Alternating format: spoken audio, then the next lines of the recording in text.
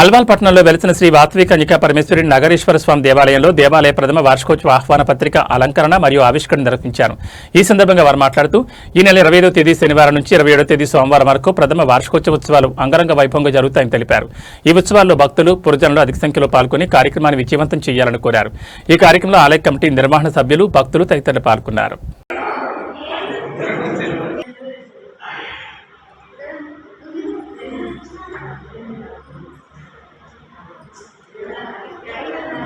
जय वासवी जय